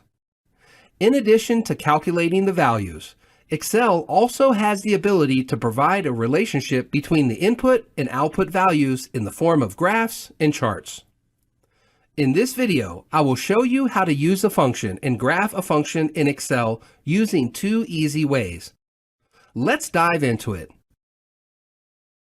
In Excel, you can use the functions to establish a relationship between the input and output easily. There are two ways to use functions in Excel. First, if you are going to be operating on any mainstream function, Excel has a huge library of built-in functions you can choose from. You can just select the functions, enter the values, and Excel gives you the output. Select a cell and enter the values. Now, to add a function, click on any destination cell. Navigate to Formulas in the menu bar. Under Function Library, you will find a variety of categories. Select the function you want to operate on. This opens up another dialog box asking you to enter the arguments for the function. You can enter any constant value. Or if you want to select or add the name of the cell in the text box and click OK. This gives the sine wave value for the given input. Now you can use the drag handle to perform the function on other cells too. Secondly, there are some functions that might not be available in the Excel function library. In such cases, you can manually create a function and get the output. Manually entering the function in Excel is very simple. Just add an equal sign before the function in the destination cell and type them. In the case of variables, select or enter the cell number to get the output. Consider the example of a quadratic equation. Enter the inputs in one column. Let it be called X. The inputs can be positive, decimal, negative, or even 0. Now enter the function in the destination cell. Always remember to add an asterisk in place of multiplication when entering functions manually. Press Enter. This gives you the output corresponding to the function and the input. You can use the drag handle to add the function to other cells and get a series of outputs. Once you have the input and output for the required function, it is fairly easy to plot a graph. To plot a graph, select the x-axis input and y-axis output of the graph. Go to the Insert menu. Under Charts, select Scatter. Click on the type of scatter chart to represent the data. This plots a graph for the function with the inputs and outputs along the x and y axes, respectively. That is all, everyone. Plotting a function in the form of a graph gives an insight into the usage of the function easily to interpret the data. In this video, we saw how to use a function and graph a function in Excel. If you have any queries, please leave your thoughts in the comments section below. We are always here to help you. Thank you. Hello everyone, welcome to a new tutorial from Simon Says It. While using Excel, you will be dealing with lots of data in text and number formats. Sometimes text and numbers may get accidentally intertwined, making it hard for Excel to differentiate the numbers from the text. This causes some errors and issues when using functions like sum and round since they only work on numbers. Excel throws an error in case of such exceptions. To avoid this, you need to convert the numbers formatted as text back to numbers. In this video, I will show you how to convert text to numbers in Excel in 5 easy ways. First, let us see how to convert text to number using the drop-down button. When a number is indicated as a text, it can be seen with a green flag towards the left top of the cell along with an exclamation mark notification. If you see this, you can easily convert a text to a number by clicking on the drop-down to the right of the cell. Click on the drop-down and select Convert to Number. When a text is converted to a number, the values appear to the right of the cell. Next, let's see how to convert text to number using the Text to Column option. Select the column which contains the numbers as text. Click on Data and select Text to Column. Click on Finish. This converts your text to numbers.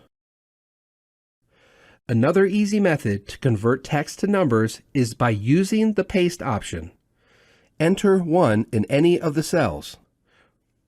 Right-click on the cell and click Copy, or you can use the keyboard shortcut by pressing Ctrl+C. Now select the cell. Right-click on the cell and select Paste Special. This opens up a dialog box. In the Paste Special window, select All and select Multiply. Click OK. Since we are multiplying the text by 1, the text gets converted to a number and returns the same value. You can also convert a text to a number by using certain functions together. Enter the function in the cell where you want the text to be converted as a number and enter the cell number in the parentheses. This converts the number into a new cell.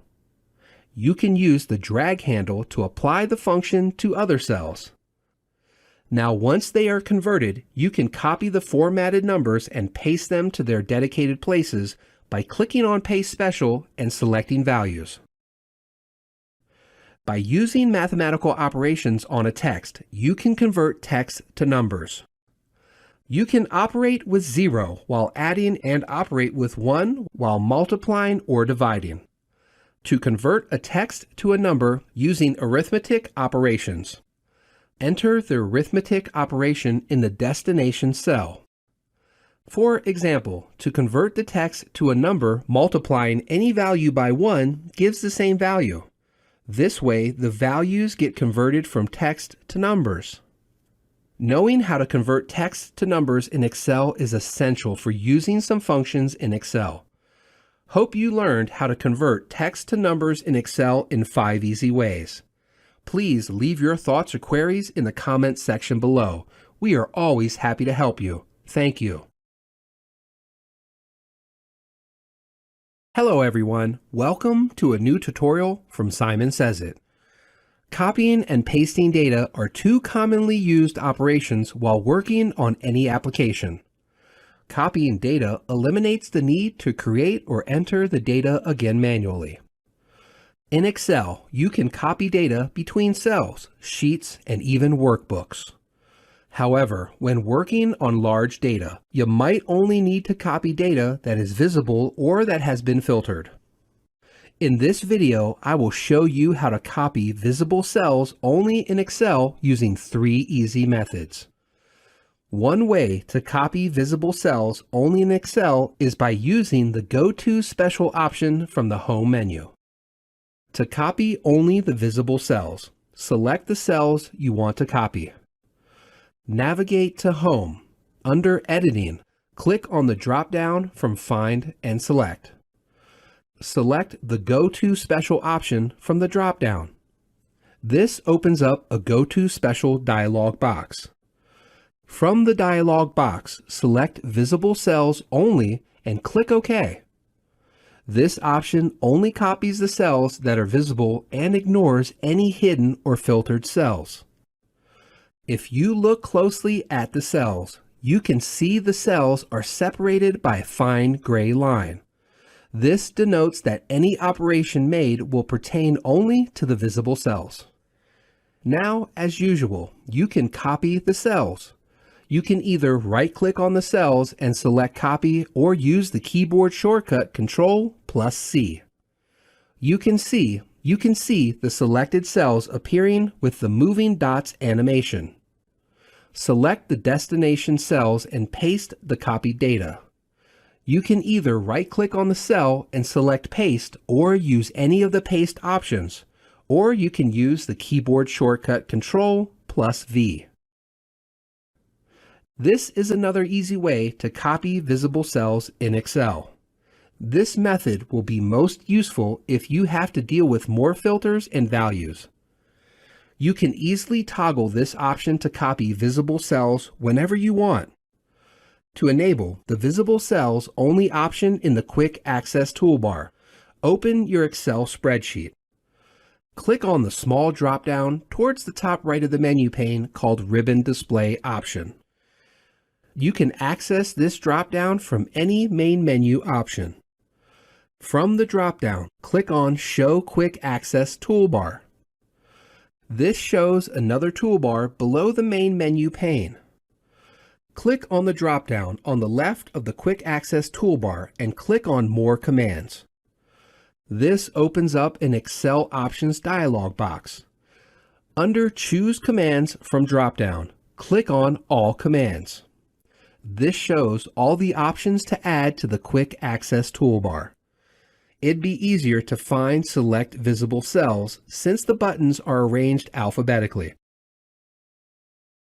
Click on Add. This shows the selected button in the previous pane. Click OK. This adds the Select Visible Cells button on the Quick Access toolbar. Now follow the same steps to copy and paste as mentioned in the above method.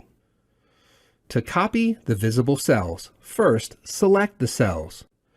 Now click on the Select Visible Cells button from the Quick Access toolbar. Now copy the cells and paste them into their destination. You can see only the visible cells are copied and pasted. We know shortcut keys greatly help in simplifying the work, which requires additional steps. To copy only the visible cells using shortcut keys, select the data first. Now press Alt plus semicolon. All the operation you perform after pressing Alt plus semicolon only pertains to the visible cells. You can see the borders of the selected cells displayed in gray. You can now use the shortcut key Ctrl+C to copy the selected cells. The copied cells appear with a moving dots animation. Now, select the destination cell and paste the data. You can either right-click the destination cell and select Paste, or use the keyboard shortcut Ctrl+V to paste the data. This copies only the visible cells to the destination cell. The option to copy only visible cells is very useful to segregate and sort out data when large data are involved. In this video, we saw how to copy visible cells only in Excel using 3 easy ways. You can use the method which suits your purpose. If you have any queries, please leave your thoughts in the comments section below. We are always happy to help you. Thank you.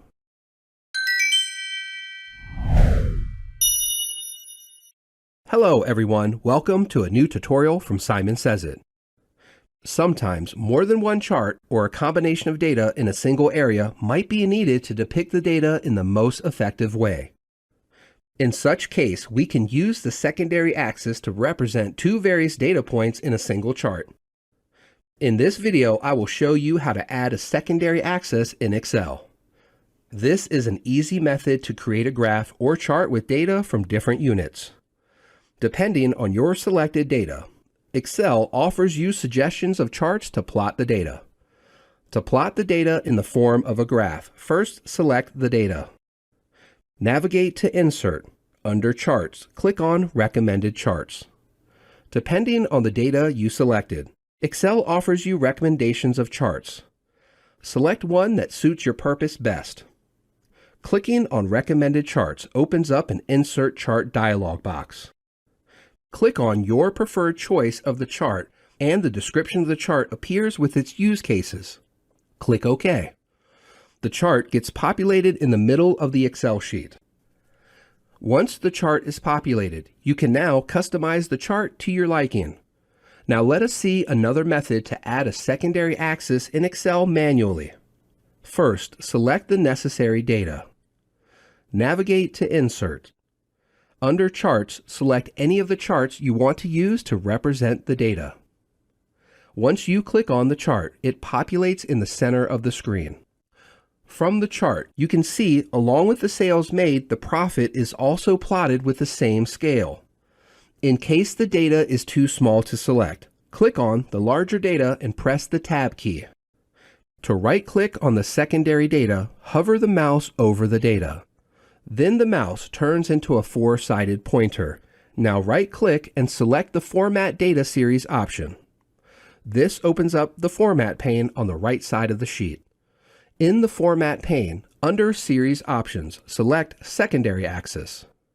To change the secondary data into the preferred chart type, right-click on the secondary data and click on Change Series Chart Type. This opens up a Change Chart Type dialog box.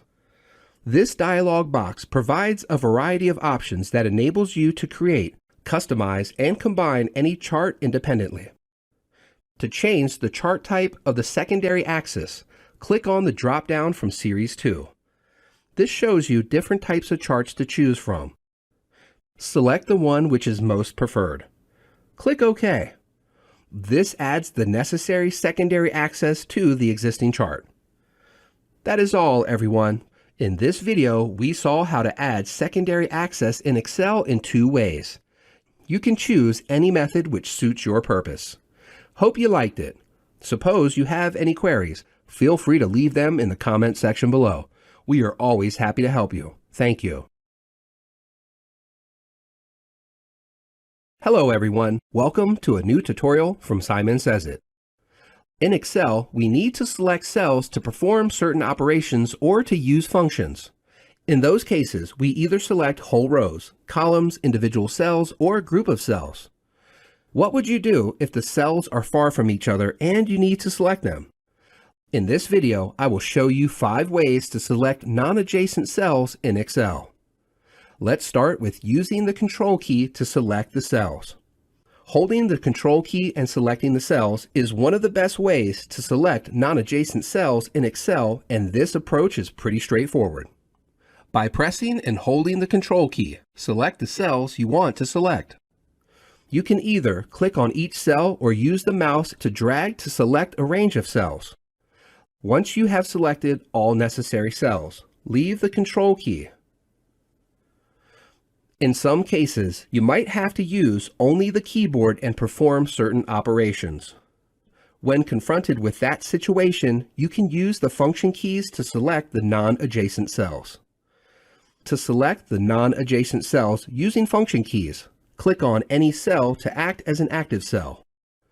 Now press the function key F8. This enables the extended selection mode. You can see the extended selection mode enabled from the bottom left of the spreadsheet near the accessibility status. To select the non-adjacent cells, press Shift plus F8. This in turn enables the Add or Remove selection mode. Now use the arrow keys to move the selection and select the cells you want. Once you have moved to another non-adjacent cell, press F8 again to enable the extended selection mode and select a cell or group of cells. After you have selected the non-adjacent cells, press F8 to get back to normal mode. Another easy way to select non-adjacent cells in Excel is by using their cell names to make the selection. To select the cells, first click on any cell. This marks the cell as the active cell. Now click on the name box in the top left-hand corner of the spreadsheet. Type the name of the cells separated by a comma in the name box. You can enter the name of the single cells or the range of cells separated by a comma.